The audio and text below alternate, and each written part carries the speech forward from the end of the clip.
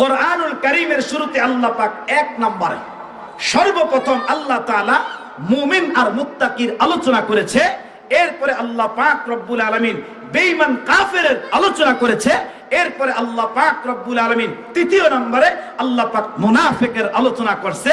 এই তিন প্রকার মানুষের মধ্যে সবচেয়ে মারাত্মক এবং সবচেয়ে জঘন্য এবং সবচেয়ে খারাপ হলো এই পৃথিবীতে একটা গোষ্ঠী, আর তার নাম হচ্ছে মুনাফিক। বড় মারাত্মক এক গোষ্ঠী, বড় মারাত্মক এক জাতি। তো মহান রব্বে কারীম আল্লাহ কোরআনুল কারীমের শুরুতে আল্লাহ পাক রব্বুল আলামিন আলোচনা আরম্ভ করলেন আলিফ লাম মিম। আল্লাহ তাআলা ডাইকা ডাইকা বলে, বান্দা এই হরফগুলোকে বলা হয় হুরুফে মুকাত্তাআত। কোরআনুল কারীমের মধ্যে আল্লাহ পাক রব্বুল আলামিন 114টা সূরা দিয়া আল্লাহ পাক তার কালামটা নাজিল করলেন। আর এই 114টা সূরার ভিতরে 29টা সূরাকে আল্লাহ তাআলা হরফে মুকাত্তাআত দিয়ে আরম্ভ করেছেন। এই হরফগুলোর অর্থ, এই অক্ষরগুলোর অর্থ একমাত্র আল্লাহ ছাড়া আর কেউ জানে? কথা কয় না, জানে? যত তাফসীর কারক এই আয়াতে কারিমা এই হরফগুলা নিয়ে যে যাহা কিছু লেখছে, এক জায়গায় তাফসীর কারকরা লিখতে বাধ্য হয়ে গেছে আল্লাহু আ'লামু বিমুরাদিহি বিযালিকা। আরে আমি যাহা কিছু লিখছি না কেন, আমি যা বিস্তারিত বয়ান করছি না কেন, এরপর এই হরফগুলার অর্থ, এই অক্ষরগুলার অর্থ একমাত্র আল্লাহ ছাড়া আর কেউ জানে? এরপর আল্লাহ বলতেছেন যালিকাল কিতাব। আল্লাহ তাআলা মুমিনের পরিচয়টা তুলে ধরার আগে, মুমিনের পরিচয় দেওয়ার আগে আল্লাহ তাআলা তার এই কিতাব, তার এই কালামের একটা পরিচয় আল্লাহ তুলে ধরলেন। আল্লাহ বলে যালিকাল কিতাব, হে দুনিয়ার মানুষ শোনো, এটা এমন একটা কিতাব লা রাইবা ফি, যেই কিতাবের ভিতরে যাররা পরিমাণ, বিন্দু পরিমাণ কোনো সন্দেহ নাই। আরে সন্দেহ তো দূরের কথা, যেই কিতাবের ভিতরে সন্দেহের লেশ মাত্র আমি আল্লাহ পাক আমার কিতাবের মধ্যে রাখি নাই। সুবহান। আরে মুসলমান বাবা, খুব ভালো করে কথাগুলা দিল দিয়া বুঝবেন। এ বাবা, মহান রব্বে কারীম আল্লাহ কালামের শুরুতে আল্লাহ পাক বাবা তার কিতাবের একটা সুন্দর পরিচয় আল্লাহ পাক রব্বুল আলামিন তুলে ধরলেন। মহান রব্বে কারীম আল্লাহ বলে যালিকাল কিতাব। এরে আমার বান্দা শোনো, আমি আল্লাহ পাক এমন একটা কিতাব তোমাদেরকে দান করলাম। বান্দা, আমি আল্লাহ এমন একটা কিতাব তোমাদেরকে আমার পয়গম্বর দিয়া দান করলাম। এরে বান্দা, আমার কিতাবের মধ্যে সন্দেহ তো দূরের কথা, আমার কিতাবের মধ্যে ভুল তো দূরের কথা। এরে বান্দা শোনো, আমার কিতাবের মধ্যে যাররা পরিমাণ সন্দেহের কোনো অবকাশ আমি আল্লাহ পাক রাখি নাই। এরে মুসলমান বাবা, এরে কক্সবাজার এলাকার মানুষ, খুব ভালো করে কথাগুলো আপনারা দিল দিয়া বুঝবেন। আল্লাহ পাক রব্বুল আলামিন তার কিতাবের একটা পরিচয় আল্লাহ তাআলা এখানে তুলে ধরলেন। এরে মুসলমান বাবা, দুনিয়াতে যত দার্শনিক যত কিতাবকে রচনা করলেন, দুনিয়াতে যত বিজ্ঞান যত কিতাবকে রচয়িত করলেন, দুনিয়াতে যত লেখক বাবা যত কিতাবকে লেখলেন, সবাই একটা জায়গার মধ্যে গিয়ে একটা কথা লিখতে বাধ্য হয়ে গেছে। এ দুনিয়ার মানুষ শোনো, আমি এই যে কিতাবটা লেখা বাজারের মধ্যে বাজারজাত করে দিলাম, আমি এরকম কিতাবটা লেখা বাজারের মধ্যে আমি ছেড়ে দিলাম, আমার কিতাবটা যারা ক্রয় করবা, আমার কিতাবটা যারা কম ভাবে টাকা দিয়া ক্রয় করে আমার কিতাবটা যারা মুতাআলা করবা, আমার কিতাবটা যারা পড়বা, শোনো শোনো, আমার কিতাবটা পড়তে গিয়ে আমার কিতাবের মধ্যে যদি কোনো ভুল তোমরা পেয়ে যাও, আমার কিতাবের মধ্যে যদি কোনো ভুল তোমাদের চোখের মধ্যে ধরা পড়ে যায়, তাহলে বান্দা আমাকে তোমরা জানায় দিবা। আমি পরবর্তী সংস্করণ করতে গিয়া, আমি আবার পরবর্তী যেটা বাজারজাত করতে গিয়া আমি আমার ভুলটাকে সংশোধন করে তারপর বাজারজাত করব। আপনারা আওয়াজ করে বলেন তো বাবা, দুনিয়ার লেখক দুনিয়ার বইয়ের মধ্যে এরকম লেখা, বলেন তো লেখে কি লেখে না? কিন্তু মহান রব্বে কারীম আল্লাহ তার কিতাবের পরিচয় তুলে ধরলেন। এরে গোলাম, ডাক দে বলতেছে আল্লাহ, ডাক দে বলতেছে শোনো, আমি আল্লাহ এমন একটা কিতাব নাজিল করলাম, আমি আল্লাহ এমন একটা কিতাব তোমাদেরকে দিলাম। বান্দা, আমার কিতাবটা কেমন দামি, আমার কিতাবটা কেমন মাকামওয়ালা। মুসলমান বাবা, আমি আপনাদেরকে কোরআনের কয়েকটা দাম সম্পর্কে সুন্দর সুন্দর কয়েকটা তথ্য আমি আপনাদেরকে শোনাই। মুসলমান বাবা, দুনিয়াতে আল্লাহ যতগুলা কিতাব নাজিল করলেন, এ বাবা সর্বমোট 104 খানা কিতাব, এরকম বড় বড় 4টা কিতাব আছে। 1 নম্বরে তাওরাত, 2 নম্বরে জাবুর, 3 নম্বর ইনজিল, 4 নম্বরে কোরআন। আল্লাহ পাক আদম নবীকে দান করলেন সহিফা, যেটাকে বলা হয় সহিফায়ে আদম কিতাবুল্লাহ। যেটা বাবা নূহ নবীকে দান করলেন সহিফায়ে নূহ কিতাবুল্লাহ। এরে মুসলমান বাবা, এরকম ভাবে রব্বে কারীম আল্লাহ 104 খানা কিতাব আল্লাহ পাক জমিনের মধ্যে নাজিল করলেন। তার মধ্যে বাবা বড় বড় 4টা কিতাব, সর্বশেষ আল্লাহ পাক কোরআনটা নাজিল করলেন। আমি আপনাদের কাছে একটা কথা জানতে চাই বাবা, আপনারা আওয়াজ করে বলেন তো, সমস্ত কিতাবের মধ্যে দামি কিতাবের নাম কি? বলেন না, নাম কি? সমস্ত কিতাবের মধ্যে আল্লাহ তাআলা যতগুলা কিতাবকে নাজিল করেছে, আল্লাহ যতগুলা কিতাবকে অবতীর্ণ করেছে, আমার ভাই সমস্ত কিতাবের মধ্যে সবচাইতে দামি কিতাবের নাম হচ্ছে আল কোরআন। সুবহানাল্লাহ কোন? যেমন কেমন দামি, আমি আপনাদেরকে ছোট্ট কয়েকটা তথ্য শোনাই। আমার ভাই, কোরআনটা অন্যান্য কিতাবের ভিতরে, কোরআন অন্যান্য কিতাবের চাইতে আল্লাহ কেমন দামি করে বানাইছে। আর কোরআনটা যেই নবীর উপরে নাজিল করছে, যেই নবীকে আল্লাহ তাআলা দিয়েছে, যেই নবীর মাধ্যমে আল্লাহ যে উম্মতকে দিয়েছে, আপনারা আওয়াজ করে বলেন তো, আমাদের নবীজি দামি না কম দামি? কথা কয় না রে? আমাদের নবীজি দামি না কম দামি? আমাদের নবীজির উপরে যে কিতাবটা নাজিল করছে, আওয়াজ করে বলো মুসলমান, ওই কিতাবটা দামি না কম দামি? কেমন দামি? আমি শুধু কিতাবের দাম বোঝানোর জন্য, এই কোরআনের মাকাম বোঝানোর জন্য আমি একটা তথ্য আপনাদেরকে শোনাই। আল্লামা সাউঈ রাহমাতুল্লাহি আলাইহি উনি ওনার কিতাবের মধ্যে লিখছে, আমার ভাই হযরত মূসা আলাইহিস সালাতু ওয়াস সালামকে আল্লাহ একটা কিতাব দান করেছে, যেই কিতাবের নাম হলো তাওরাত। এই তাওরাত কিতাবটা কেমন বড়, এই তাওরাত কিতাবকে মহান রব্বে কারীম আল্লাহ কেমন করে আল্লাহ পাক নাজিল করছে।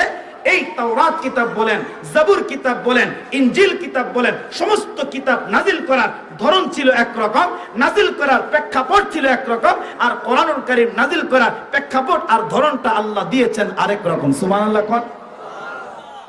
যেমন তাফসীরে মাযহারির মধ্যে আল্লামা কাজী সানাউল্লাহ পানিপতি রাহমাতুল্লাহি আলাইহি লিখে, হযরত মূসা আলাইহিস সালাতু ওয়াস সালামকে আল্লাহ যখন তাওরাত কিতাবটা দান করবে, আল্লাহ যখন তাওরাত কিতাবটা মূসা কালিমুল্লাহকে দিবে, এমন তো অবস্থা রব্বে কারীম আল্লাহ পয়গম্বর মূসা আলাইহিস সালাতু ওয়াস সালামকে ডাইকা বলে, মূসা আমি আল্লাহ তোমাকে একটা কিতাব দান করব, তার নাম তাওরাত। হে পয়গম্বর, আপনি আসেন না, ওই তুর পাহাড়ের টিলার মধ্যে আসেন, যেই জায়গায় আমার সাথে কথোপকথন হয়। আল্লাহ তাআলা হযরত মূসা আলাইহিস সালাতু ওয়াস সালামকে ডাকলেন, তুর পাহাড়ে আসেন। তাফসীর মাযহারিতে লেখে, এই জমিন থেকে 1.5 মাইল উপরে 3750টা সিঁড়ি অতিক্রম করে পয়গম্বর মূসা কালিমুল্লাহ আলাইহিস সালাতু ওয়াস সালাম ওই তুর পাহাড়ের টিলার মধ্যে দাঁড়াইলেন। আর দাঁড়ায়া আল্লাহকে ডাইকা ডাইকা বলে, আল্লাহ আমি পয়গম্বর জমিন থেকে 1.5 মাইল উপরে আসছি, আল্লাহ আমি পয়গম্বর আপনার সাথে কথা বলতে চাই। সুবহানাল্লাহ, জোরে কর। আরে মুসলমান বাবা, খুব ভালো করে কথাগুলা দিল দিয়া বুঝবেন। এ বাবা, পয়গম্বর ডাইকা ডাইকা বলে, আল্লাহ আমি জমিন থেকে 1.5 মাইল উপরে 3750টা সিঁড়ি অতিক্রম কইরাম, আল্লাহ তোর পাহাড়ের টিলার মধ্যে দাঁড়াইলাম, আমি পয়গম্বর আপনার সাথে কথা বলতে চাই। মুসলমান বাবা, পয়গম্বর মূসা কালিমুল্লাহর সাথে রব্বে কারীম কথা আরম্ভ করলেন। আল্লাহ পাক কথা বলে আরম্ভ করলেন। তাফসীর মাযহারির মধ্যে লেখছে, এরে মুসলমান বাবা, এক অবস্থায় দাঁড়ানো অবস্থায় রব্বে কারীম আল্লাহ পয়গম্বর মূসা কালিমুল্লাহর সাথে আল্লাহ পাক এক দাঁড়ানো অবস্থায় 1,40,000 ভাষায় আল্লাহ কথা বলছে। 1,40,000 ভাষায় আল্লাহ পাক কথোপকথন করলেন। আর কথা বলার পরে আল্লাহ ডাইকে বলে, পয়গম্বর এই যে লম্বা টাইম কথা বললাম, এই যে লম্বা সময় কথা বললাম, আপনি বলেন না আমার কথাগুলা কি বুঝতে পারছেন? আমার কথাগুলা বুঝে আসছে? মূসা কালিমুল্লাহ আলাইহিস সালাতু ওয়াস সালাম ডাইকা কয়, আল্লাহ এই যে 1,40,000 ভাষায় কথা বলছেন, আল্লাহ আমি পয়গম্বর মূসা বিন্দু পরিমাণ, যাররা পরিমাণ আপনার একটা কথাও বুঝতে পারিনি। সুবহানাল্লাহ, জোরে কর। আরে মুসলমান বাবা, খুব ভালো করে কথাগুলা দিল দিয়া বুঝবেন। এ বাবা, রব্বে কারীম আবার ডাইকা ডাইকা বলে, পয়গম্বর এই যে লম্বা চূড়া টাইম, লম্বা চূড়া সময় ধরে আপনার সাথে আমি কথোপকথন করলাম, পয়গম্বর আপনি আমার কথাগুলা বুঝলেন না, আমার কথাগুলা আপনি বুঝতে পারেন নাই।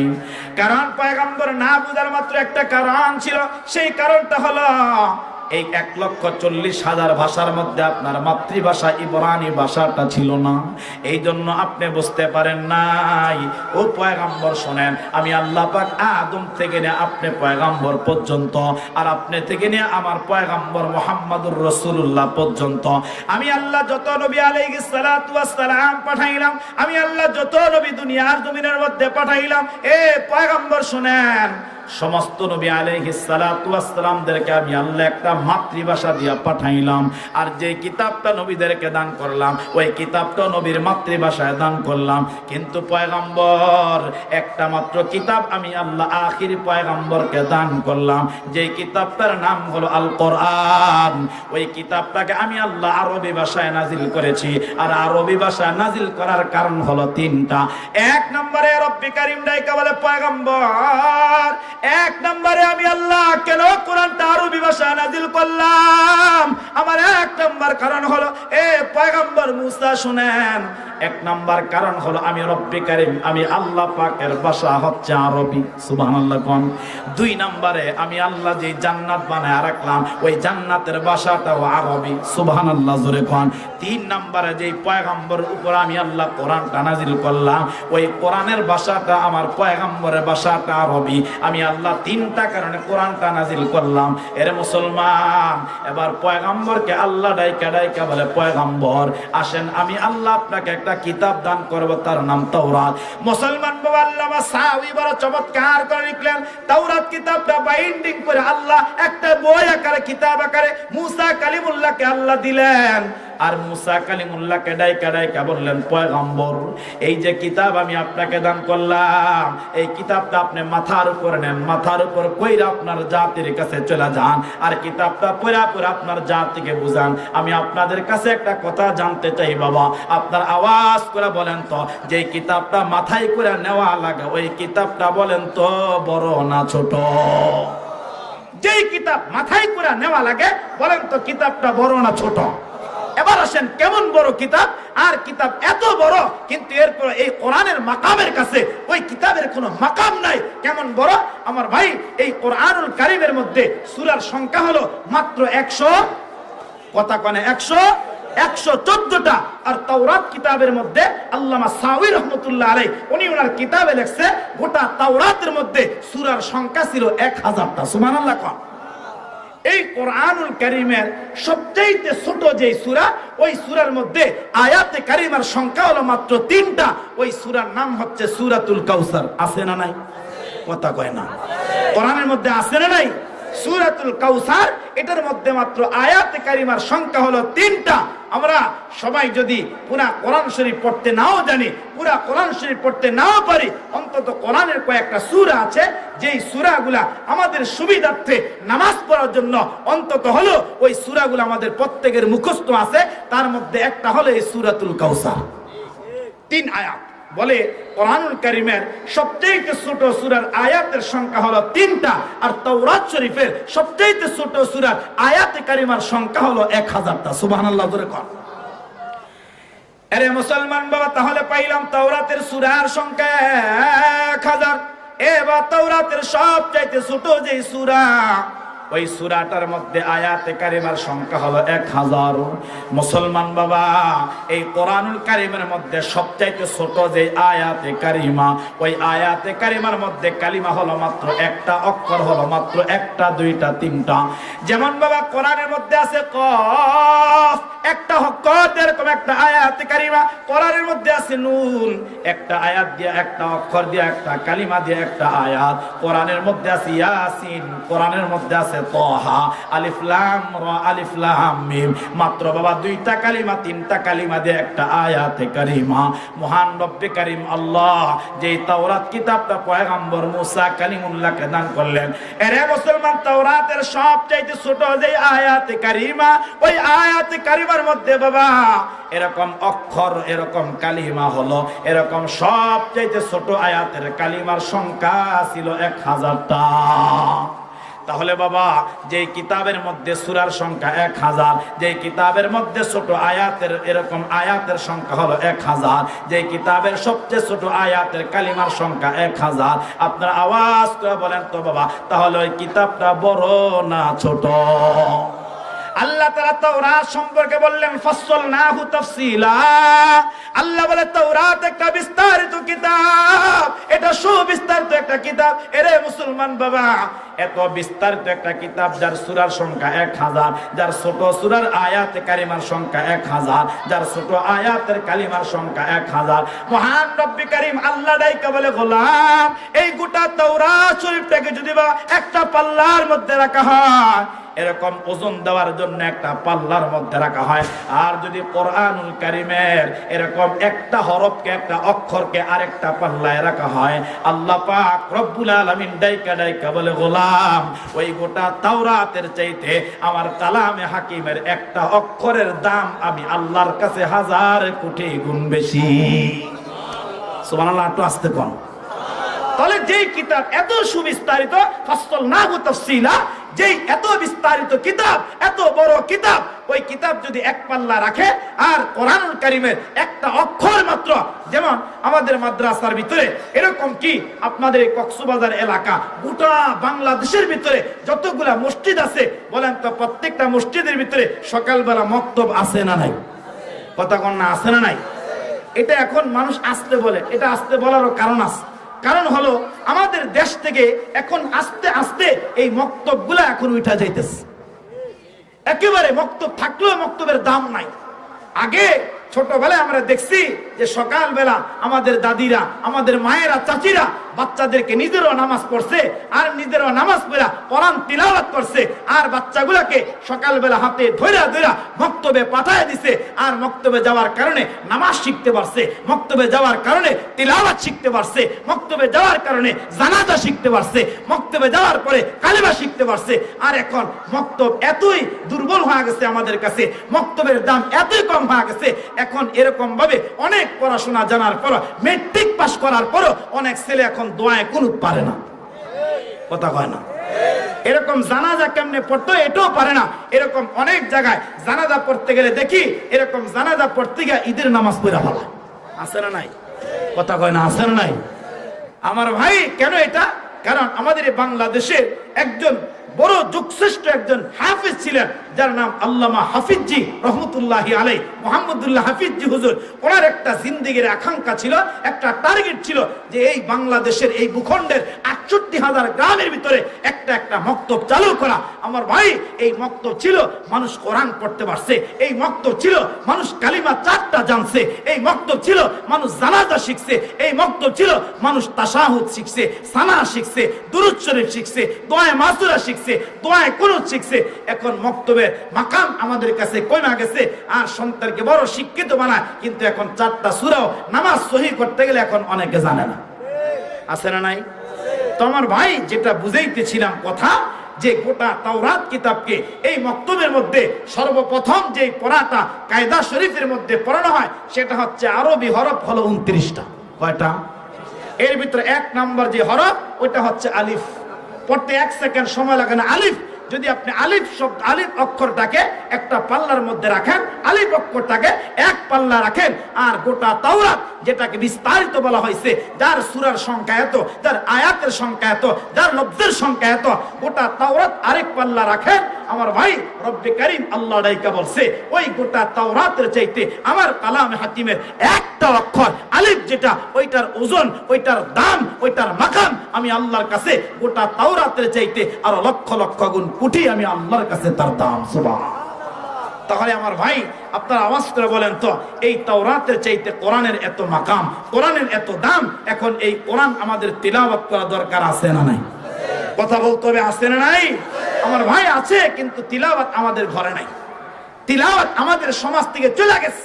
তিলাওয়াত একেবারে তিলাওয়াতে কমজোরি হয়ে গেছে। কারণ যেই মানুষটা কোরআন শিখে, আমি গতকালকেও একটা মাদ্রাসার প্রোগ্রামে আখিরি বয়ানের মধ্যে বলেছিলাম, যেই ঘরে তিলাওয়াত আছে ওই ঘরে সদা সর্বদা আল্লাহ পাকের সুকিনা নাজিল হতে থাকে। যে ঘরে তিলাওয়াত, যেমন রমজান চলে গেছে, প্রায় 10.5 মাস হয়ে গেছে, আবার 1.5 মাস পরে রমজান চলে আসতেছে।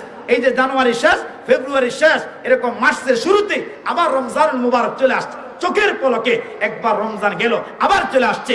আমি এই কথাটা হলফ করে বলতে পারি, এই কথাটা আমি হলফ করে বলতে পারি যে বাংলাদেশের হাজার হাজার এরকম ফ্যামিলি আছে, বাংলাদেশের হাজার হাজার ঘর আছে।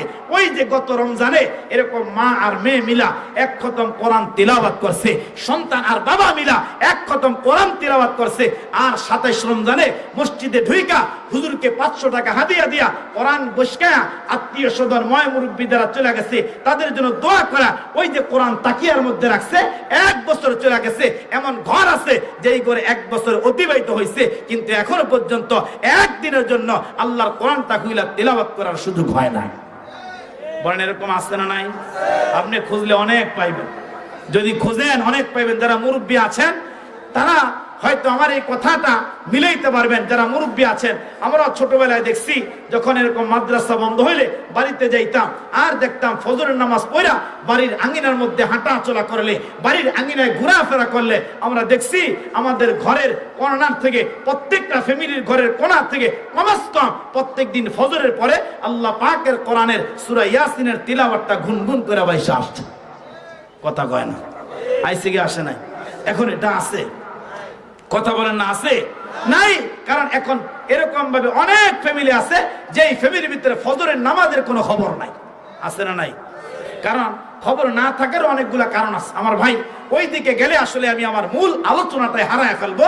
এই জন্য আমি চাই না ওই আউট কোনো কথা ঢুকাইতে। আমি তো সিরে আলোকে কথা বলতেছি। মহান রব্বি কারীম আল্লাহ আমাদেরকে ডাইকা ডাইকা বলে, বান্দা যালিকাল কিতাব, আমি আল্লাহ এমন একটা কিতাব তোমাদেরকে দিলাম, লা রাইবা ফি, ও বান্দা যে কিতাবের মধ্যে যাররা পরিমাণ, বিন্দু পরিমাণ কোনো সন্দেহ নাই। আরে বান্দা, সন্দেহ তো দূরের কথা, সন্দেহের লেশ মাত্র আমি আল্লাহ পাক আমার কিতাবের মধ্যে রাখি নাই। সুবহান।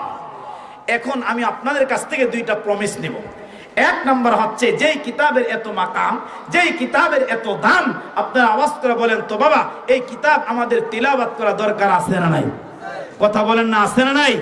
আমার ভাই, কিতাব তো আমি আপনি তিলাওয়াত করব, শুধু আমি আপনি পড়ব এরকম না। এই কিতাবের ইলম, এই কিতাবের জ্ঞান, এই কিতাবের পড়া, বলেন তো আমাদের সন্তানগুলাকে, আমাদের অরুষজাত সন্তানগুলাকে আল্লাহ পাকের এই কালামটা শেখানো দরকার আছে না নাই? কথা বলতে হবে, আছে না নাই? আরে মুসলমান বাবা, খুব ভালো করে কথাগুলা দিল দিয়া বুঝবেন। এ বাবা, কেন আমি আপনি আপনার আমার সন্তানগুলাকে কেন কোরআনটা শিক্ষা দিব? আরে মুসলমান বাবা, এই আয়াতে কারিমার তাফসীরের মধ্যে মুহাদ্দিসগণ বড় চমৎকার করে লিখলেন। মুসলমান বাবা, যেই মানুষটার মধ্যে কোরআনের ইলম থাকবে, যেই মানুষটার মধ্যে রব্বি কারীমের ওহীর জ্ঞান থাকবে, এরে মুসলমান বাবা, যেই মানুষটার মধ্যে আল্লাহ পাকের কালামটা থাকবে, ওই মানুষটা দুনিয়ার জীবনটা পরিচালনা করতে গিয়ে বাবা কখনো বান্দাটা গুনার কাম করতে পারবে না। ওই বান্দাটা কখনো দুর্নীতি করতে পারবে না, ওই বান্দাটা কখনো সন্ত্রাসী করতে পারবে না, ওই বান্দাটা কখনো বাবা এরকম ভাবে কখনো মানুষের সম্পদকে লুণ্ঠন করতে পারবে না। মহান রব্বে কারীম আল্লাহ বড় চমৎকার করে আল্লাহ পাক জানায় দিলেন, গোলাম, যেই মানুষটা তার সন্তানগুলাকে আল্লাহ পাকের কোরআনটা শিক্ষা দিবে, যেই মানুষগুলা তার সন্তানের দিলের মধ্যে কোরআনটা ঢুকায় দিবে, যেই মানুষটা তার সন্তানের দিলের মধ্যে আল্লাহ পাকের ওহীর জ্ঞানটা ঢুকায় দিবে, এরে মুসলমান বাবা, এই কথাটাও আমি আপনাদেরকে হলফ করে বলতে পারি। আপনার সন্তানকে আপনি কোরআনওয়ালা বানান, আপনার সন্তানটাকে বাবা আপনি কোরআনটা শিক্ষা দেন। আমি আল্লাহর কসম করে বলবো বাবা, ওই সন্তানটা আপনি বৃদ্ধ হয়ে গেলে, আপনি যখন বয়োবৃদ্ধ হয়ে যাবেন, কোরআনটা থাকার কারণে সন্তান কখনো আপনাকে বৃদ্ধা আশ্রমে পাঠাবে না। কারণ মুসলমান বাবা, জমিনের মধ্যে এখন বৃদ্ধাশ্রমের জমানা চলতেছে। এ বাবা, জমিনের মধ্যে এখন বৃদ্ধাশ্রমের যুগ চলতেছে। আজ থেকে যদি 20 বছর আগে চলে যায়, এরে মুসলমান বাবা, আমাদের বাংলাদেশে কিন্তু বাবা বৃদ্ধাশ্রমের কোনো প্রচলন ছিল না। বাবা, সন্তান 5 তলা বাড়ির মালিক হয়ে গেল, সন্তান ব্যাংকে চাকরি করে লক্ষ লক্ষ কোটি টাকার মালিক হয়ে গেল, সন্তানের বাড়ির কোনো অভাব নাই, সন্তানের গাড়ির কোনো অভাব নাই। আরে যেই মা বাবা সন্তানকে কষ্ট করে লালন পালন করলো, যেই মা বাবা সন্তানটাকে বাবা এরকম কষ্টের পর কষ্ট সাধন করে এরকম সন্তানটাকে শিক্ষিত বানাইলো, বাবা সন্তান এত কিছুর মালিক হয়ে গেল, সবার জায়গাটা তার বাড়ির মধ্যে হইল, কিন্তু তার বৃদ্ধ মা বাবার জায়গা তার বাড়ির একটা কর্নারের মধ্যে হয় না। আমি সন্তান যারা আছেন ছোট্ট একটা কথা আজকে আপনাদেরকে শোনায় দেই। এ বাবা, কর্তৃপক্ষ বারংবার আমার কাছে বলছে হযরত একটু মা বাবার হক নিয়ে আলোচনা করবেন। কারণ মুসলমান বাবা, একটা মানুষ যতক্ষণ পর্যন্ত এরকম ভাবে আপনার চাহিদা পুরা করতে পারে, একটা বাবা যতক্ষণ পর্যন্ত ফ্যামিলির ভরণ পোষণের দায়িত্বটা গ্রহণ করতে পারে, এরকম ভাবে একটা বাবার দেহের মধ্যে যখন জুয়ানি থাকে, দেহের মধ্যে যখন শক্তি থাকে বাবা, ততক্ষণ পর্যন্ত সন্তানের কাছে ওই বাবার তার দাম থাকে, কথা কয় না? ততক্ষণ পর্যন্ত বাবা ফ্যামিলির প্রত্যেকটা মানুষের কাছে তার দাম। যখন বাবা কামাই করতে পারে না, যখন বাবার ইনকামের রাস্তা বন্ধ হয়ে যায়, যখন বাবা কাউর চাহিদা পুরা করতে পারে না, তখন দেখা যায় ওই ফ্যামিলির ভিতরে সবচাইতে অবহেলিত মানুষ হচ্ছে ওই ফ্যামিলির মা বাবা। সবচাইতে অবহেলিত তখন মা বাবা। আমি আপনাদেরকে কয়টা শোনাবো? আরে ভাই, এরকম হাজার হাজার ঘটনা আমার পেটের মধ্যে আছে, যেটা জ্বলন্ত, যেটা একেবারে দৃষ্টান্ত দিলে আপনাদের বুঝে আসবে, যেটা আমার চোখে। এরকম অনেক মা বাবা আছে, সন্তান 5 তলা বাড়ির মালিক আর তার মা বাবাটা বৃদ্ধাশ্রমে থাকে। আমাদের গাজীপুরে, আমি তো আগে গাজীপুর ছিলাম, ওখানে এরকম একটা বৃদ্ধাশ্রম আছে, এরকম নুহাস পল্লীর পাশে বৃদ্ধাশ্রম আছে। এরকম প্রবীণ মুরব্বী এত অবহেলিত অবস্থায় আছে, আপনি বাবা দেখলে কখন আপনার চোখ কখনো এরকম পানি পড়বে না, এরকম হবে না। আপনার দিল কলিজা ফেটে কান্না আসবে না, এরকম হবে না। আরে যে অবস্থায় এই শীতের দিনে মানুষগুলা তার সন্তানের পাশে থাইকা আরামের বিছানায় ঘুমাবে, আরামের খাওয়া খাবে, এরকম আরামের পানি দিয়ে গোসল দিবে, ওই অবস্থায় এই মা বাবাগুলা ওই 4 দেয়ালের আয়না ঘরের মতো, ওই 4 দেয়ালের জেলখানার মতো মা বাবাগুলা ওই বৃদ্ধাশ্রমে তারা বন্দী হয়ে আছে। আপনি একবার চিন্তা করেন না, আমার কথাগুলো অ্যানালাইসিস করেন, আমার কথাগুলো একবার দিল দিয়ে ভাবেন যে আমি এত কষ্ট করে সেই ঢাকা থেকে ফ্লাইটে কক্সবাজার আসলাম, আবার রাতে টিকেটে আমি আবার বাসে করে সারা রাত ছাড়নি করে আবার ঢাকা চলে যাব। আমার ভাই, আজে বাজে বানানো কোনো কথা বলার জন্য আসিলে যুবক ভাই, আমার দিলের মধ্যে যে ব্যথা আছে, আমার কলজার মধ্যে যে ব্যথা আছে, এই কোরআনটা পড়ে যা বুঝছি, এই কোরআন পড়ে যা শিখছি, আমি যদি যুবক ভাই তোমাদের পায়ের মধ্যে হাত দিয়া আমি আমার প্রত্যেকটা কথা বুঝাইতে পারতাম, আমার প্রত্যেকটা কথা তোমাদের কলজায় ঢুকাই দিতে পারতাম, তাহলে মনে হয় আমার জীবনটাকে আমি সার্থক ভাবতাম। আল্লাহ তাআলা তোমার মা আর তোমার বাবাকে তোমার জন্য কত রহমত করে পাঠাইছে, আরে তোমার জন্য কত বরকত করে পাঠাইছে। আমার ভাই, যেই মানুষগুলার মা বাবা এখানে নাই, যার মা কবরে চলে গেছে, যার বাবা কবরে চলে গেছে, আরে এরকম অনেক সন্তান আছে যারা টেলিফোন করে কান্না করে, হুজুর যখন আমার মা ছিল, মাকে একটা কমলা কিনা খাওয়ানোর মতো এবিলিটি আমার ছিল না, মাকে একটা ভালো কাপড় কিনা দেওয়ার এবিলিটি আমার ছিল না, বাবাকে একটা ভালো লুঙ্গি কিনা দেওয়ার এবিলিটি আমার ছিল না। হুজুর আজকে লক্ষ লক্ষ টাকার মালিক, হুজুর আজকে কোটি টাকার মালিক, হুজুর আমার বাড়ির অভাব নাই, আমার গাড়ির অভাব নাই, আমার প্রভাব প্রতিপত্তির অভাব নাই, আমার সম্মানের অভাব নাই, কিন্তু হুজুর আমার জান্নাত এখন আমার ঘরের মধ্যে নাই। আরে যুবক ভাই, খুব ভালো করে কথাগুলা দিল দিয়া বুঝবা।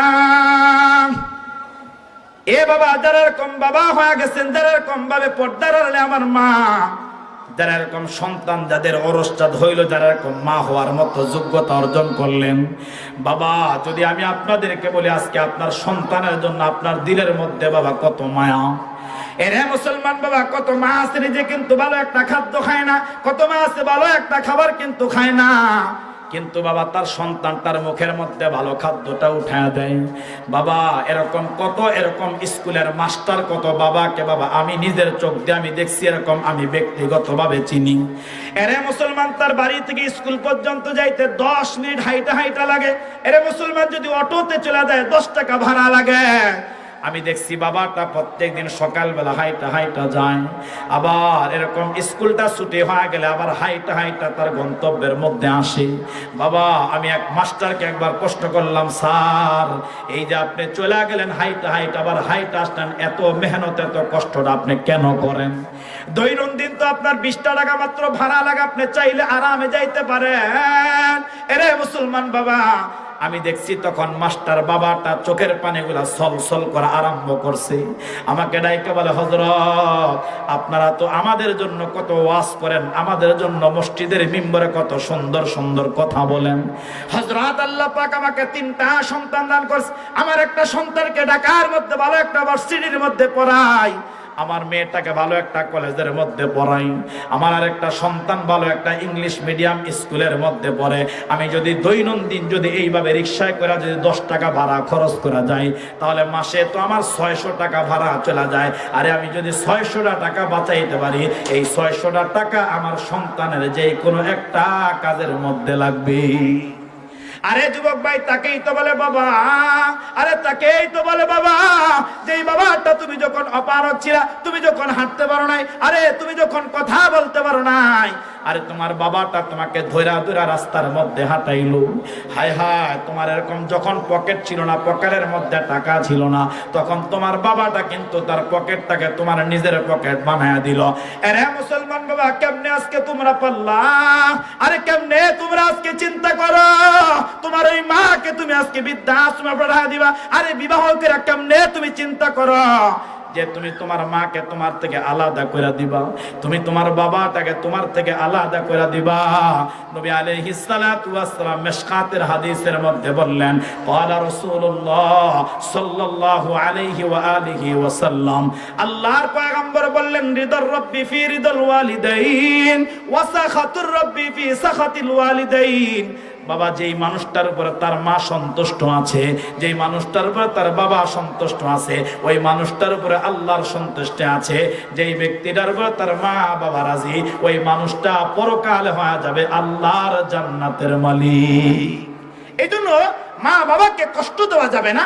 আজকে থেকে একটা প্রমিস, আজকে থেকে একটা ওয়াদা করেন, যারা জিন্দেগিতে কষ্ট দিয়েছেন, যারা জিন্দেগিতে কথার দ্বারা, এরকম ব্যবহারের দ্বারা, আপনার চোখের চাহনির দ্বারা, আপনার হাত নাড়ানোর দ্বারা, আপনার কথার ভাষা দ্বারা, আপনার বাচনভঙ্গি দ্বারা যারা কষ্ট দিয়েছেন, আজকে মায়ের কাছে গিয়া, মায়ের কাছে গিয়া, আজকে বাবার কাছে গিয়া, এরকম মায়ের পায়ে ধইরা, বাবার পায়ে ধইরা মাফ চাইতে পারবো তো ইনশাআল্লাহ? বলেন পারবো না ইনশাআল্লাহ? আর যাদের মা চলে গেছে, আল্লাহ কোরআনে কি বলছে? সূরা ইসরার মধ্যে আল্লাহ বলেছেন 6টা কথা আল্লাহ সন্তানকে বললেন। 1 নম্বর আল্লাহ বলেছেন, ওয়াবিল ওয়ালিদাইনি ইহসানা, হে সন্তান পিতামাতার উপর ইহসান করো, পিতামাতার অনুগ্রহ করো, দয়া করো, পিতামাতার এমন খেদমত করবা, তাদের যাহা কিছু দরকার, যাহা কিছু প্রয়োজন, হে সন্তান এটা ব্যবস্থা করো। আরে তোমার যা পছন্দ, তোমার মা বাবারও যেটা পছন্দ আছে, তোমার সাধ্য মোতাবেক তোমার মা বাবার পছন্দগুলো সন্তান হিসেবে তুমি পুরা করে দাও। সুবহানাল্লাহ। আরে মুসলমান বাবা, খুব ভালো করে কথা দিল দিয়া বুঝবেন। এ বাবা, 2 নম্বরে আল্লাহ বলেন, ফালা তাকুল্লাহুমা উফ। আল্লাহ বলে পিতা মাতার সামনে উফ শব্দটা কখনো সন্তান করবা না। যেটা বাবা বিরক্তির কারণে মানুষ করে, এরকম উফ শব্দটাও তোমার পিতা মাতার সামনে করবা না। কারণ মুসলমান বাবা, মা বাবা যখন বৃদ্ধ হয়ে যায়, মা বাবা যখন বার্ধক্যে উপনীত হয়ে যায়, এরে মুসলমান বাবা, তখন তাদের ব্রেনটা অকেজ হয়ে যায়, তখন তাদের বায়নাটা বাইরে যায়, তারা এরকম বাচ্চাদের মতো বারংবার বারংবার আচরণ করতে আরম্ভ করে। নবী আলাইহিস সালাতু ওয়াস সালাম এই আয়াতের ব্যাখ্যার মধ্যে আল্লাহর পয়গম্বর আলাইহিস সালাম বলে, তখন তোমাদের সাধ্য অনুযায়ী তোমাদের মা বাবার যত চাহিদা আছে সন্তান তুমি তা পুরা করে দিবা। এরপর আল্লাহ 3 নম্বরে বলে, ওয়ালা তানহারহুমা। এ বাবা, পিতা মাতাকে কখনো ধমক দেওয়া যাবে না মুসলমান বাবা, কারণ পিতা মাতাকে ধমক দেওয়া হারাম, পিতা মাতার সাথে জিগরি দিয়া কথা বলা হারাম, পিতা মাতার সাথে চক্ষু রাঙ্গা কথা বলা হারাম। আপনারা আওয়াজ করে বলেন তো বাবা, আর জিন্দেগিতে যাদের মা বাবা বাইচা আছে, আর কখনো পিতা মাতার সামনে বলেন তো উচ্চ আওয়াজে কথা বলবেননি। এটা নিয়ত করেন, এটা প্রমিস করেন, আরে আমি যতদিন বাঁচে থাকি, আমার মা বাবা যতদিন থাকে, আমার দেহের ভিতরে জীবন থাকা অবস্থায় আমি কখনো আমার মা বাবার সাথে উচ্চ আওয়াজে জিগরি দিয়া চোখ রাঙা এরকম ভাবে বাচনভঙ্গি, এরকম ভাবে বাচনভঙ্গি, এরকম ভাবে বাচনভঙ্গিকে খুব হাট করে কখনো মা বাবার সামনে দাঁড়াইব না। এটা নিয়ত করা যায় না। আমি আপনাদেরকে একটা ছোট্ট কথা শোনাই। ইমাম তিরমিজি রাহমাতুল্লাহি আলাইহি তিরমিজির মধ্যে একটা লম্বা চূড়া হাদিস বয়ান করছে, আর হাদিসটা স্বয়ং আমার আপনার পয়গম্বর মুহাম্মদুর রাসূলুল্লাহ সাল্লাল্লাহু আলাইহি ওয়াসাল্লাম স্বয়ং আমার আপনার পয়গম্বরই হাদিসটা বর্ণনা করছে। সুবহানাল্লাহ। হাদিসটা কেন শোনাইতেছি? কারণ যারা মা বাবার সাথে অপরাধ করছে, যারা মা বাবার সাথে গোস্তাকি করছে, যারা মা বাবার সাথে অন্যায় করছে, শুধু যেন আজকে মায়ের কাছে মাফ চাওয়া যায়, যেন আজকে মায়ের কাছে গিয়া আমার নিজেকে নত করে দিয়া ওয়াকুল্লাহুমা কাউলান কারীমা ওয়াখফিদ লাহুমা জানাহা যুল্লি মিনার রাহমা, যেন মায়ের কাছে নিজেকে হেয় প্রতিপন্ন কইরা ছোট বানায়া আমি আপনি যেন মায়ের কাছে গিয়া মাফ চাইতে পারি। কারণ যদি মাফ না চান আমার ভাই খাসিরাত দুনিয়া ওয়াল আখিরা, আমার আপনার দুনিয়াও ধ্বংস হবে, আমার আপনার আখিরাতও ধ্বংস হবে। তো ইমাম তিরমিজি রাহমাতুল্লাহি আলাইহি হাদিস বয়ান করে নবী আলাইহিস সালাতু ওয়াস সালাম একবার মদিনার এক রাস্তা দিয়ে আল্লাহ নবী হাঁটতেছে। এমত অবস্থায় নবী আলাইহিস সালাতু ওয়াস সালাম হাঁটতেছে তাকায়া দেখে যে মদিনার বিশাল একটা গোরস্থান দেখা যায়। ওই গোরস্থানটা দেখে আমার আপনার পয়গম্বর দাঁড়াইলেন, আর দাঁড়ায়া নবী আলাইহিস সালাতু ওয়াস সালাম ওই গোরস্থানের মাইয়াতদের কবরের ভিতরে আল্লাহর পয়গম্বর নজর দিলেন। আল্লাহ পাক রব্বুল আলামিন নবী আলাইহিস সালাতু ওয়াস সালামের চোখের বসিরত আল্লাহ খুলে দিয়েছে। আল্লাহর নবী তাকায়া দেখে ওই গোরস্থানের অনেক কবরের ভিতরে জাহান্নামের আগুনগুলা ধাউ ধাউ করে জ্বলতেছে। নাউজুবিল্লাহ, কোন দাউ দাউ করে জ্বলতেছে। তো নবী আলাইহিস সালাতু ওয়াস সালাম তো দয়ার সাগর, আল্লাহ পয়গম্বর তো মায়ার সাগর, আল্লাহ নবী তো রহমতের দরিয়া নিয়ে আসছে। তো নবী আলাইহিস সালাতু ওয়াস সালাম কবরের মধ্যে আযাব দেখা, কবরের মধ্যে জাহান্নামের আগুন দেখা রাসূলুল্লাহর দিলের মধ্যে মায়া হয়ে গেছে।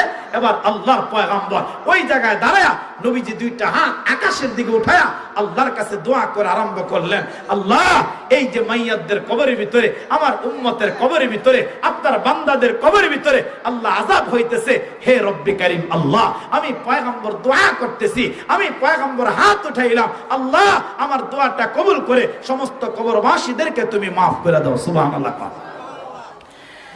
আরে মুসলমান বাবা, খুব ভালো করে যুবক ভাই কথাগুলা বুঝবা।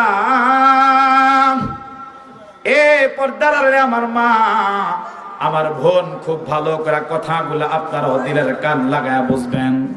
বাবা নবী আলাইহিস সালাতু ওয়াস সালাম কবরের পাশে দাঁড়ায় আল্লাহর পয়গম্বর দোয়া করলেন। আরে মুসলমান বাবা, একটা কথা আমি আপনাদের কাছে জানতে চাই, আপনারা আওয়াজ করে বলেন তো বাবা, নবী আলাইহিস সালাতু ওয়াস সালাম যদি বাবা কবরের পাশে দাঁড়ায় দোয়া করে, আল্লাহর পয়গম্বরের দোয়াটা আওয়াজ করে বলেন তো আল্লাহ পাক কবুল বলেন তো করবেনি? কথা কয় না। নবী আলাইহিস সালাতু ওয়াস সালাম দোয়া করলেন, আবার পয়গম্বর যখন কবরের মধ্যে যখন নজরটা দিলেন, আবার যখন রাসূলুল্লাহ কবরের মধ্যে তাকাইলেন, এরে মুসলমান বাবা, এবার পয়গম্বর তাকায় তাকায় দেখে সমস্ত কবরের আযাবগুলা মাফ হয়ে গেছে। সুবহানাল্লাহ কোন। নবী আলাইহিস সালাম তাকায় দেখে মাত্র একটা কবরের মধ্যে জাহান্নামের আগুন ধাউ ধাউ করে জ্বলতেছে। আল্লাহ নবী আবার দ্বিতীয়বার হাত উঠাইলেন, ডাক দিয়ে আল্লাহকে বলে, মালিক একবার দোয়া করলাম কবরের আযাব মাফ হয়ে গেল, ওগো রব্বি কারীম আল্লাহ কেন এই কবরের আযাবটা মাফ হয় না? কারণটা কি আল্লাহ? আমি তোমার কাছে বলি এবার এই কবরটার আযাব তুমি মাফ করে দাও। রাসূলুল্লাহ দ্বিতীয়বার দোয়া করে যখন হাতটা নামাইলেন, আল্লাহ নবী আবার তাকায় দেখে এখনো জাহান্নামের আগুনটা ধাউ ধাউ করে জ্বলতেছে। মুসলমান যুবক ভাই, রাসূলুল্লাহ তৃতীয়বার আবার হাত তুলে কাঁদতেছেন, আবার হাত রব্বি কারীমকে বলতেছে, আল্লাহ আমার উম্মতটাকে বাঁচাও, আল্লাহ আমার উম্মতটাকে তুমি মাফ করে দাও। মুসলমান বাবা, পয়গম্বর কাঁদতেছে কাঁদতেছে কিন্তু কবরে আযাব তো মাফ হয় না। রাসূলুল্লাহর দিলের মধ্যে একটা টেনশন পয়দা হয়ে গেল, আল্লাহর পয়গম্বরের দিলের মধ্যে একটা চিন্তা ঢুকে গেল। এবার নবী আলাইহিস সালাতু ওয়াস সালাম ওই এলাকার সমস্ত মানুষদেরকে ডাকলেন, আর পয়গম্বর ডাইকা বললেন, এরে এলাকার মানুষ তোমরা শোনো, তোমরা আসো গোরস্থানের পাশে, তোমরা আসো।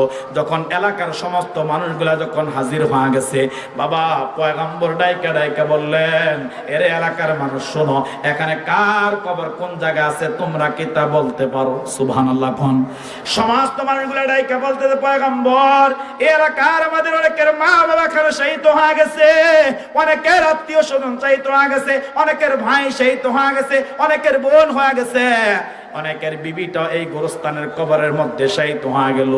বাবা রাসূলুল্লাহ একটা এলান জানায়া দিলেন, আল্লাহর পয়গম্বর ডাইকা বলে, শোনো, যার বাবার কবর যেখানে তুমি তো সন্তান হিসাবে তোমার বাবার কবরের পাশে দাঁড়াও, আরে যার মায়ের কবর যেখানে সন্তান হিসাবে মায়ের কবরের পাশে দাঁড়াও, আরে যার ভাইয়ের কবর যেখানে তুমি ভাই হিসাবে ভাইয়ের কবরের পাশে দাঁড়াও, যার আত্মীয় স্বজন যেখানে আত্মীয় স্বজন হিসাবে তার আত্মীয় স্বজনের কবরের পাশে দাঁড়াও। নবী আলাইহিস সালাতু ওয়াস সালাম যখন বাবা এলানটা করলেন, বাবা সমস্ত মানুষগুলা তাদের প্রত্যেকের কবরের পাশে দাঁড়ায় গেল। আল্লাহর নবী তাকায় দেখে, আরে যে কবরটার মধ্যে জাহান্নামের আগুনটা ধাউ ধাউ করে জ্বলতেছে, রাসূলুল্লাহ তাকায় দেখে ওই কবরের পাশে কোনো মানুষ একটাও দাঁড়ায় না। নবী আলাইহিস সালাতু ওয়াস সালাম হাউমাউ করে কাঁদতেছিলেন, আকাশের দিকে তাকাইয়া পয়গম্বর হাউমাউ করে কাঁদতেছেন। আর নবী ডাইকা বলে, আরে মদিনার লোকেরা শোনো, এরে গ্রামের লোকেরা তোমরা শোনো, শোনো শোনো, সবাই তার বাবার কবরের পাশে দাঁড়াইলা, মায়ের কবরের পাশে দাঁড়াইলা, আরে সবাই ভাইয়ের কবরের পাশে দাঁড়াইলা, স্বামী তার বিবির কবরের পাশে দাঁড়াইলা, আত্মীয় তার আত্মীয়র কবরের পাশে দাঁড়াইলা। আরে যে কবরটা কেন খালি কেউ দাঁড়ায় নাই, এই কবরের মাইয়াতটা যিনি এখানে শায়িত হয়ে গেছে, আরে তার কি কোনো আত্মীয় স্বজন এখানে নাই? তার কি কোনো আত্মীয় স্বজন এখানে নাই? একটা মুরব্বী মানুষ, বৃদ্ধ মানুষ লাঠি বড় দিয়া দেয়, ডাইকা বলে, ওগো আল্লাহর পয়গম্বর, এই যে একটা কবর, এই কবরের কোনো আত্মীয় স্বজন দুনিয়ার জমিনের মধ্যে জিন্দা নাই, কিন্তু পয়গম্বর এখনো পর্যন্ত এই কবরটা একটা সন্তানের কবর, এখনো পর্যন্ত তার বৃদ্ধ মাটা এরকম তার ঘরের মধ্যে জিন্দা আছে। সুবহানাল্লাহ, জোরে কোন। মুসলমান বাবা, নবী আলাইহিস সালাম যুবকদেরকে ডাকলেন, আল্লাহ নবী যুবকদেরকে ডাইকা বলে, যুবক যাও ওই মাকে আমার কাছে নিয়ে আসো, আমার সালামটা তাকে জানাও, আমার সালামটা জানায় বলো ওই মা যেন কবরের পারে যেন আইসা দাঁড়ায়। মুসলমান বাবা, এবার কয়েকজন যুবক যখন ওই বৃদ্ধা মহিলার বাড়ির মধ্যে চলে গেছে, যুবক ভাই খুব ভালো করে কানটা খাড়া করে দিলের কান দিয়ে কথাটা বুঝো। আরে যারা আজকে টাকার গরমে মায়ের সাথে খারাপ ব্যবহার করো, আরে আজকে যারা শরীরের রক্তের গরমে বাবার সাথে খারাপ ব্যবহার করো, একটা বার বাবা হাদিসটা শুনে দাও। নবী আলাইহিস সালাম যখন পাঠাইলেন, এবার যুবকগুলা তাকায় দেখে মহিলাটা এত বয়োবৃদ্ধ হয়ে গেছে, আরে মহিলাটা নিজে নিজে চলতে পারে না, মহিলাটা নিজে নিজে হাঁটতে পারে না। এবার পয়গম্বরের সালামটা যখন পৌঁছায় দিলেন, এবার মহিলাটাই বলে, শোনো আমাকে একটু সময় দাও, আমাকে সরওয়ারে দু আলম পয়গম্বর ডাকছে, আমি তো না যায় পারি না। আরে তিনি এমন একজন পয়গম্বর যার চেহারার মধ্যে তাকাইলে আল্লাহ জাহান্নামের আগুন হারাম করে দেয়। এবার মহিলাকে দুইজন যুবক ধরে লাঠি বহার দিয়া এ বাবা গোরস্থানের পাশের মধ্যে না দাঁড় করা দিছে। আর মহিলা যখন গোরস্থানের পাশে দাঁড়াইলেন, এরে মুসলমান বাবা, আল্লাহর পয়গম্বর ডাইকা বলে, মারে ও মা, এই কবরটা কার তুমি কে বলতে পারো? এই কবরটা কার তুমি কে বলতে পারো? এবার মহিলাটা কান্না করে ডাইকা বলে, পয়গম্বর এটা হচ্ছে আমার একটা সন্তান, এটা আমার সন্তান, যে আমার কলিজা সিরা নারী সিরা আমার ধন। সুবহানাল্লাহ কোন। এটা আমার সন্তান, যাকে আমি জন্ম দিতে গিয়া আমার কলস কলস রক্ত গেল, যাকে আমি জন্ম দিতে গিয়া ও আল্লাহর পয়গম্বর আমি কত কষ্ট ডানা সন্তানটা পেটের মধ্যে লয়া করছি। এর যুবক ভাই, একটাবার চিন্তা করে দেখছো, আল্লাহ পাক সূরা লুকমানের মধ্যে বড় চমৎকার করে বললেন, আল্লাহ ডাইকা বলে, গোলাম ওয়াসাইনাল ইনসান বিওয়ালিদাইহি হামালাতু উম্মুহু ওয়াহনান আলা ওয়াহনিন। আরে তুমি আজকে মার সেবা করতে চাও না? আরে তুমি মার খেদমত করতে চাও না? আরে তুমি আজকে মার থেকে দোয়া লইতে চাও না? বাবা, দুনিয়ার কোন দোয়ার মধ্যে এত পাওয়ার নাই যে দোয়াটা মার দোয়ার মধ্যে পাওয়ার রাখছে। সুবহানাল্লাহ কয় না? আরে তুমি মায়ের দোয়া লইয়া যে কাজের মধ্যে ধরবা, এরকম ঘটনা বাবা, এরকম আল্লামা জাকারিয়া রাহমাতুল্লাহ আলাইহি লিখছে যে মার দোয়া লইয়া মাটির মধ্যে ধরছে, আল্লাহ মায়ের দোয়ার বরকতে মাটিকে স্বর্ণ বানায় দিছে। সুবহানাল্লাহ কয় না? এই পৃথিবীতে যত মনীষী আছে আমার ভাই, এই যে আমি কথা বলছি, এই যে আমি কামরুজ্জামান কথা বলছি, আমি আমার রব্বে কাদের কসম করে বলি, এটা আমার কোনো ক্রেডিট না, এটা আমার ইলমের কোনো যোগ্যতা না, এটা আমার ইলমের কোনো পাওয়ার না। আমার ভাই, এই দৈনন্দিন 2.5 ঘন্টা 2 ঘন্টা প্রত্যেক দিন 1টা 2টা 3টা প্রোগ্রাম এই যে কথা বলতেছি, আমি রব্বে কাবার কসম করে বলি, এটা আমার কোনো ক্রেডিট না, এটা আমার বংশীয় কোনো মর্যাদার কারণে না।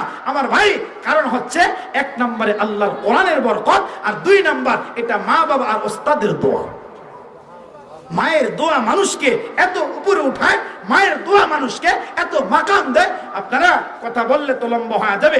আপনারা বাইজিদ বুস্তামির নাম শুনছেন, যাকে আল্লাহ পাক সুলতানুল আরিফিন বানাইছে। কারণ কি বলে, বাইজিদ তার মায়ের দোয়া নিছে, মা খুশি হয়ে আরশওয়ালার কাছে আঁচল পাইতা ডাক দিছে, আল্লাহ আমার বাইজিদকে আপনি শ্রেষ্ঠ আলেম বানাইছেন, আমার বাইজিদকে আল্লাহ আপনি ওলি বানাইছেন। এটা আমি মানি না, আল্লাহ শুধু ওলি হবে না, আমার বাইজিদকে আপনি গোটা ওলিদের সুলতানুল আরিফিন বানায় দেন। সুবহানাল্লাহ কোন।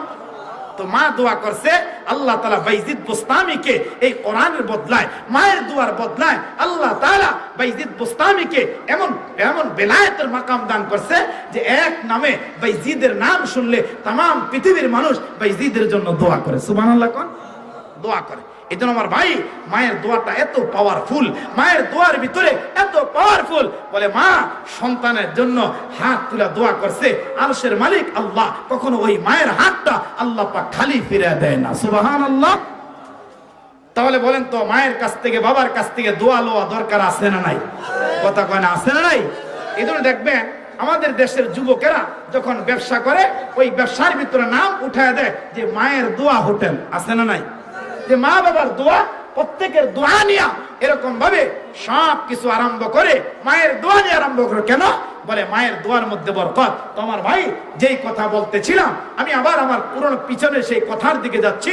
তো নবী আলাইহিস সালাতু ওয়াস সালাম এবার মহিলাকে ডাইকে বলে, মা তুমি কি জানো এই কবরটা কার? মহিলা একটা ভূমিকা দিলেন, পয়গম্বর এটা আমার নারী ছিল ধন, এটা আমার কলিজার টুকরা সন্তান। ওগো আল্লাহর পয়গম্বর, এটা আমার একটা মাত্র সন্তান, আর এই কবরটা হচ্ছে আমার সন্তানের কবর। সুবহানাল্লাহ কোন। আরে মুসলমান বাবা, খুব ভালো করে কথাগুলা দিল দিয়া বুঝবেন। এ বাবা, নবী আলাইহিস সালাতু ওয়াস সালাম ডাইকা বলে, মা আমি বুঝলাম এটা আপনার সন্তানের কবর, আপনার একমাত্র সন্তানের কবর, কিন্তু মা আপনি কি বলতে পারবেন আপনার সন্তানের কবরের হালতটা কি, আপনার সন্তানের কবরের অবস্থাটা কি? এবার নবী আলাইহিস সালাতু ওয়াস সালামকে মহিলা ডাইকা বললেন, ওগো আল্লাহর পয়গম্বর, আল্লাহ পাক তো আপনাকে বসিরতওয়ালা পয়গম্বর বানাইছে ওগো আল্লাহর নবী, কারণ আপনার চোখের মধ্যে আল্লাহ পাক বসিরত দান করছে। আপনি মাইয়াতের কবরের মধ্যে তাকাইলে সবকিছু দেখার পাওয়ার আল্লাহ আপনাকে দান করছে। আমার সন্তানের কবরটা কি হালত, আমার সন্তানের কবরে কি অবস্থা ওগো আল্লাহর পয়গম্বর, এটা তো আমি বলতে পারি না, এটা তো আমি জানি না। মুসলমান বাবা, এবার পয়গম্বর ডাইকা ডাইকা বললেন, মা আপনার সন্তানের কবরের মধ্যে আল্লাহ পাক জাহান্নামের আগুনকে জ্বালায়া দিয়েছে। নাউযুবিল্লাহ কোন।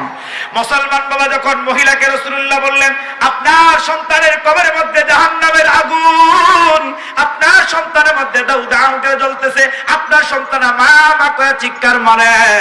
এবার মহিলাটা শোনার পরে আল্লাহর পয়গম্বরের দিকে তাকাইয়া বাবা মহিলাটা একটা মুস্কি হাসি দিলেন, আর মুস্কি হাসি দিয়ে রাসূলুল্লাহকে বলে, আলহামদুলিল্লাহ ওগো আল্লাহর পয়গম্বর, আজকে আমার কলিজাটা বড় শান্ত হয়ে গেছে।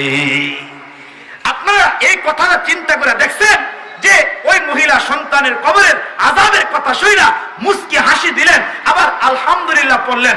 আরে এটা তো দুনিয়ার কোন এরকম পাষাণ কোন মা হইল এরকম চিন্তা সন্তানের ব্যাপারে করতে পারে না যে আমার সন্তান আগুনে জ্বলবে, আমার সন্তান আগুনে পুড়বে। বলেন তো দুনিয়ার কোন মা, দুনিয়ার কোন জন্মদাত্রী মা এটা বলেন তো কখনো সহ্য করতে পারে? কথা কয় না, পারে না, কখনো পারে না। তো রাসূলুল্লাহ আশ্চর্য হয়ে গেছে, কিং কর্তব্য বিমূঢ় হয়ে আল্লাহর পয়গম্বর এবার মহিলাকে ডাক দিয়ে কয়, মা আপনার সন্তানের কবরে আযাব হয়, আপনার সন্তানের কবরে আগুন জ্বলে, আর আপনি হাসি দিলেন, আপনি আলহামদুলিল্লাহ বলেন, কারণটা কি? এবার মহিলা চোখের পানি ছাড়া কান্না করে আর ডাইকা বলে, ওগো আল্লাহর পয়গম্বর, আমি এটাই চাইছিলাম, আমি এটাই চাইছিলাম, আমার রবের কাছে এই জন্য দোয়া করছিলাম, কিন্তু কেন চাইছি হে আল্লাহর নবী এটা আমি আপনাকে বলতে পারবো না। সুবহানাল্লাহ কোন। আরে মুসলমান বাবা, খুব ভালো করে কথাটা বুঝবেন। এবার নবী আলাইহিস সালাতু ওয়াস সালাম ডাইকা বলে, মা আমি রহমতের পয়গম্বর আপনাকে বলতেছি, মা আপনি আপনার সন্তানটারে মাফ করে দেন। মা যদি আপনি আপনার সন্তানটারে মাফ না করেন, আপনার সন্তান কিন্তু জাহান্নামের লাকড়ি হয়ে কিন্তু আগুনের মধ্যে জ্বলবে। আরে মুসলমান বাবা, পয়গম্বর যতই মহিলাকে বুঝাইতেছে, পয়গম্বর যতই বাবা মহিলাকে বলতেছে, এরে মুসলমান বাবা কিন্তু মহিলাটার একটা বারের জন্য তার কলজাটা কিন্তু বাবা নরম হয় না।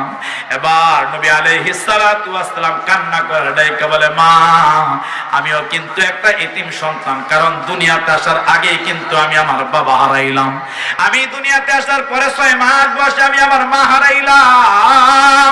আরে মক্কা মদিনার অলিতে গলিতে ঘুইরা আমি মুহাম্মদ কত কান্না করেছি, খেলার মাঠে আমার সঙ্গীরা খেলছে আর আমি পাশে বৈশা বৈশা কান্না করছি, দেখছি সবাই সবার সন্তানগুলাকে এরকম বাবা এসা কাদের মধ্যে উঠে নেওয়া যায়।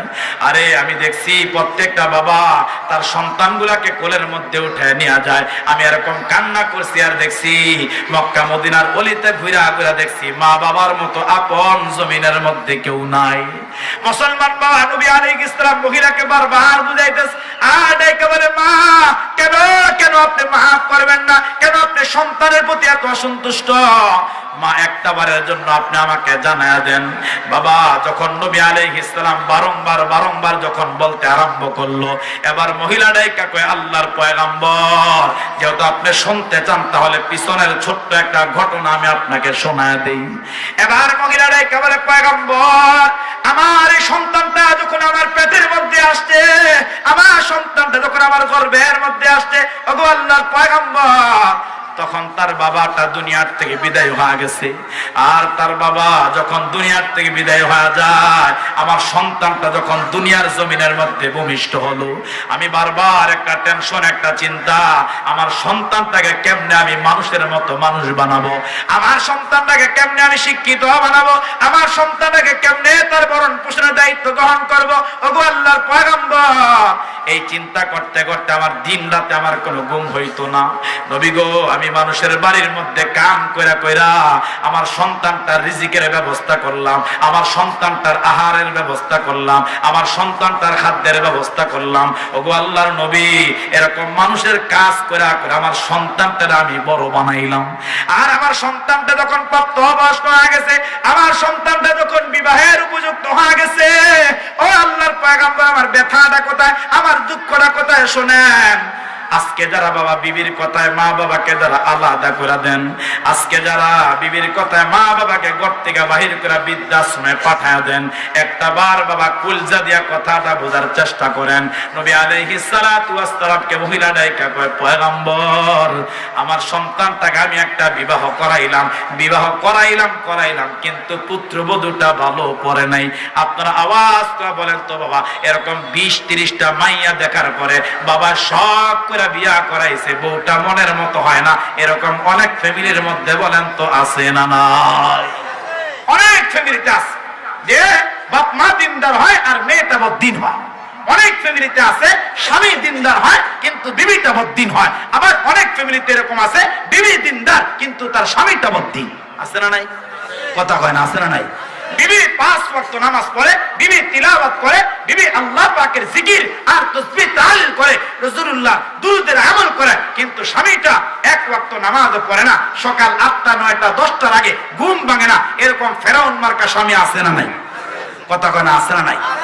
তো নবী আলাইহিস সালাতু ওয়াস সালামকে এবার মহিলা বলতেছে, ওগো আল্লাহর পয়গম্বর বড় শখ করে বিবাহ করাইলাম কিন্তু আমার পুত্রবধূটা ভালো হয় নাই। নবী গো আমার সন্তানের মাঝে আর আমার মাঝে বিভিন্ন সময় বিভিন্ন কথা বলিয়া ঝগড়া বাঁধা রাখত। আমার সন্তান এরকম জঙ্গলার মধ্যে কাঠ কাইটা আমার সন্তান জীবিকা নির্বাহ করত।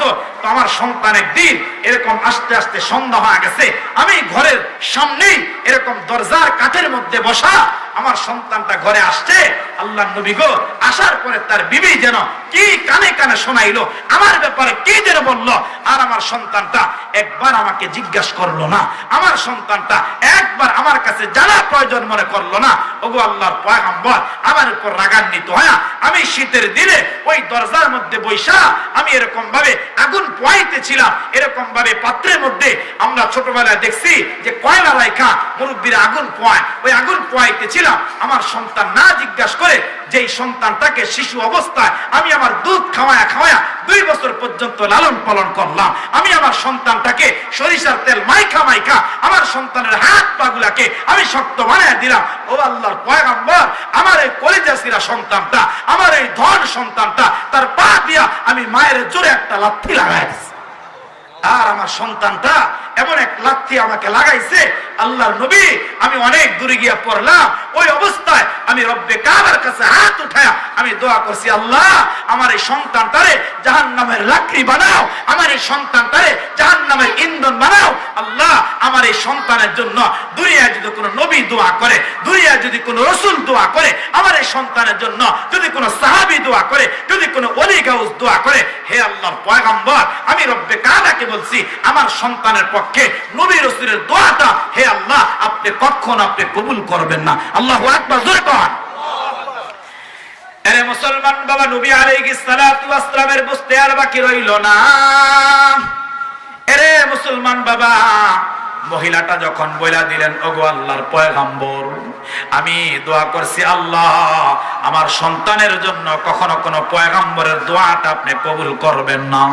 এরে মুসলমান বাবা, নবী আলাইহিস সালাতু ওয়াস সালামকে বলতেছে, হে আল্লাহর পয়গম্বর এই যে তিনবার আপনি দোয়া করলেন, এই কবরের পাশে দাঁড়াইয়া, এই গোরস্থানের পাশে দাঁড়াইয়া তিনবার আপনি দোয়া করলেন, সবার জন্য আপনার দোয়াটা কবুল হয়ে গেছে। আল্লাহর নবী আমার সন্তানের জন্য আপনার দোয়াটা কবুল হয় নাই। এর মুসলমান বাবা, সাথে সাথে পয়গম্বর মহিলার হাতের মধ্যে ধইরা এবার আল্লাহর নবী ডাইকা কয়, মা আমি আবার বলছি সন্তানটাকে আপনি মাফ করে দেন। এরে মুসলমান মহিলার দিলের কষ্ট তো যায় না। এরে মুসলমান বাবা, তখন নবী আলাইহিস সালাতু ওয়াস সালাম দোয়া করেন, আল্লাহ এই মহিলার চোখের বাসিরতটা আপনি খুলে দেন, তার সন্তানের কবরে আযাবটা দেখার জন্য হিম্মত দিয়া দেন। মুসলমান বাবা, এবার মহিলা যখন কবরের মধ্যে তাকাইলেন, এবার মহিলাটা তাকাইয়া দেখতেছেন, এরে মুসলমান বাবা তার সন্তানের কবরের মধ্যে জাহান্নামের আগুনটা ধাউ ধাউ করে জ্বলতেছে, আর সন্তানটা মা মা করে চিৎকার মারে। মহিলাটা দেখাই ভাবে একটা চিৎকার মাইরা জমিনের মধ্যে বেহুশ হয়ে যায়। নবী আলাইহিস সালাতু ওয়াস সালাম সাহাবায়ে কেরামকে বললেন, এরে সাহাবীরা শোনা শোনা, তাড়াতাড়ি তার মাথার মধ্যে পানি দাও, তার মাথার মধ্যে পানি ঢাইলা তাড়াতাড়ি মহিলাটার হুঁশ ফিরানো। মুসলমান বাবা, লম্বা চূড়া কথা, মহিলার জ্ঞান ফিরে গেছে। রাসূলুল্লাহ ডাক দিয়া কয়, মা ব্যাপার কি কেন আপনি বেহুশ হয়ে গেলেন? এবার মহিলা ডাইকা বলে, পয়গম্বর আমার সন্তানের কবরের মধ্যে যখন তাকাইলাম, আর তাকায় দেখি সন্তানের কবরে জাহান্নামের আগুনটা ধাউ ধাউ করে জ্বলে, আমি আর সহ্য করতে পারলাম না। আপনি পয়গম্বর সাক্ষী থাকেন, আপনার সাহাবীরা সাক্ষী থাকুক, আমার এলাকাবাসী সাক্ষী থাকুক, আমি আজকে বলিষ্ঠ কণ্ঠে বলে দিলাম, আমার সন্তান যত ব্যথা আমাকে দিছে, আজকে আপনাকে সাক্ষী রাইখা সন্তানটারে আমি মাফ করে দিলাম। নবী আলাইহিস সালাম সাথে সাথে দেখাইলেন, এরে মুসলমান বাবা অতক্ষণ যে কবরটার মধ্যে আগুন জ্বলছে, যে কবরটার মধ্যে জাহান্নাম, আল্লাহর নবী আবার তাকায় দেখে ওই কবরের মাইয়াতরা বাবা এখন জান্নাতের মধ্যে ঘোরাফেরা করতেছে। তাহলে যুবক ভাই যারা মাকে কষ্ট দিছে, আমার কথা শেষ, আমি 2 মিনিটের মধ্যে কথা গুছায় নিতেছি। বাবা যারা মাকে কষ্ট দিলেন, বাবাকে কষ্ট দিলেন, আপনারা আওয়াজ করে বলেন তো বাবা, মা বাবার কাছে মাফ চাওয়া দরকার আছে না নাই? এখন বাবা যাদের মা কবরে চলে গেছে, যাদের বাবা কবরে চলে গেছে, এটাও রাসূলুল্লাহ শিখায়া দিলেন, আল্লাহ পাক সূরা বনী ইসরাঈলের মধ্যে বলে দিলেন, আল্লাহ তাআলা জানায়া দিলেন, রব্বির হামহুমা কামা রব্বায়ানি সগীরা। বাবা শুক্রবারে মায়ের কবরের পাশে দাঁড়ান, সূরা ফাতিহা করেন, সূরা ইখলাস 3 বার করেন, দুরূদ শরীফের আমল করেন, ইস্তিগফারের আমল করেন, মা বাবার জন্য দোয়া করেন। কোন সন্তান যদি মা বাবার জন্য দোয়া করে, আল্লাহ সন্তানের হাতের বরকতে মা বাবাকে আল্লাহ মাফ করে দেয়।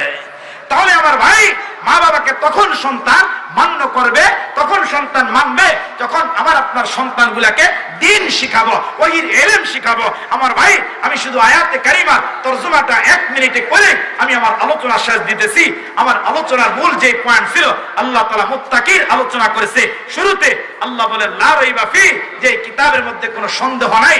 এরপর আল্লাহ বলেন হুদাল লিল মুত্তাকিন, এই কিতাবটা মুত্তাকিদের জন্য আমি আল্লাহ পাক বানায় দিয়েছি হিদায়াত। সুবহানাল্লাহ কোন। এখন আপনাদের একটা প্রশ্ন জাগতে পারে যে হুজুর মুত্তাকি কারা?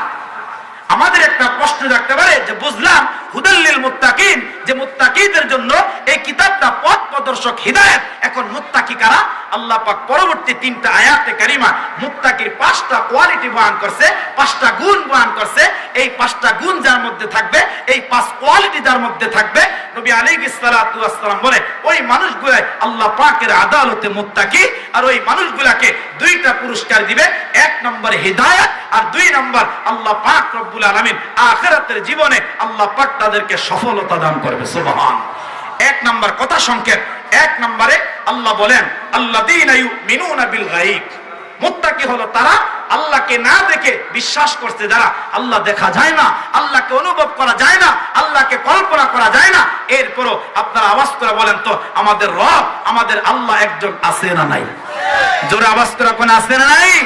আমার ভাই বলেন তো আমাদের রবের নাম কি? আল্লাহ। আমার ভাই যদি রবের পরিচয় দিতে যাই কয়েক ঘন্টা সময় লাগবে, এত সময় যেহেতু হাতে নাই, তাহলে 1 নম্বর পাইলাম মুত্তাকি তারা আল্লাহকে না দেখে বিশ্বাস করছে যারা।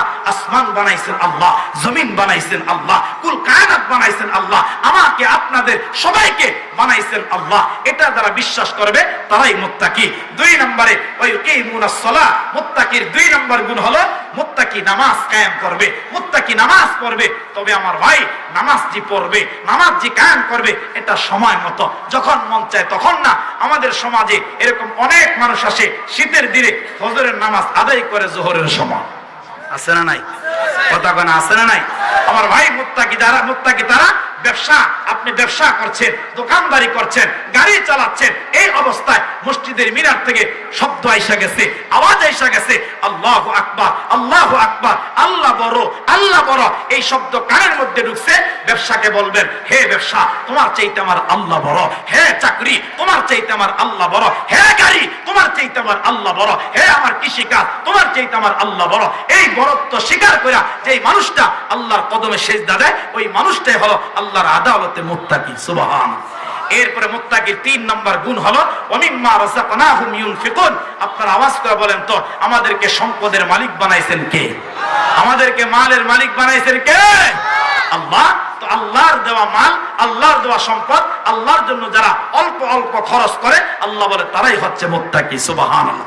মুত্তাকির 4 নম্বর গুণ ওয়াল্লাযীনা ইউমিনুনা বিমা উনজিলা ইলাইকা ওয়া মা উনজিলা মিন ক্বাবলিক। আল্লাহ তার নবীকে ডাইকে বলে নবী আপনার উপর যা অবতীর্ণ করা হয়েছে এইগুলা যারা বিশ্বাস করে, আপনার পূর্বে যা নাজিল করা হয়েছে ওইগুলা যারা বিশ্বাস করে তারাই হলো মুত্তাকি। সুবহানাল্লাহ। সর্বশেষ ওয়াবিল আখিরাতি হুম ইউকিনুন। আচ্ছা বলেন তো আখিরাতের একটা জীবন আমাদের সামনে আছে না নাই? কথা কয় না আছে না নাই? আমার ভাই যেই জীবনের শুরু আছে আর শেষ নাই। দুনিয়ার হায়াত একবার শুরু হয়েছে, আবার দুনিয়ার হায়াত শেষ হবে, কিন্তু আখিরাতের জিন্দেগির কোনো শেষ নাই। আখিরাতের জিন্দেগির কোনো এরকম শুরু আছে তার শেষ নাই, একবার শুরু হবে আর শেষ হবে না। আমার ভাই সেই আখিরাতের উপর যারা বিশ্বাস স্থাপন করবে, কবরের উপর যারা বিশ্বাস স্থাপন করবে, পুলসিরাতের উপর, মিজানের উপর, হাসরের উপর যারা বিশ্বাস স্থাপন করবে আল্লাহ বলে তারাই হলো মুত্তাকি। আর এই মুত্তাকিদের 2টা পুরস্কার। 1 নম্বর উলাইকা আলা হুদাম মির রাব্বিহিম, আল্লাহ তাদেরকে হেদায়েতের মাকাম দান করবে। 2 নম্বর ওয়া উলাইকা হুমুল মুফলিহুন, মহান রব্বে কারীম আল্লাহ এই মানুষগুলাকে আল্লাহ পাক দুনিয়া এবং আখিরাতের জীবনে আল্লাহ তাদেরকে সফলতার জীবন দান করবে। আমার ভাই যতটুকু কথা বলছি শুনছি, আল্লাহ আমাকে আপনাদের সকলকে এই কথাগুলোর উপরে আল্লাহ তাআলা আমল করার তৌফিক দান করুক। সকলে বলেন আমিন।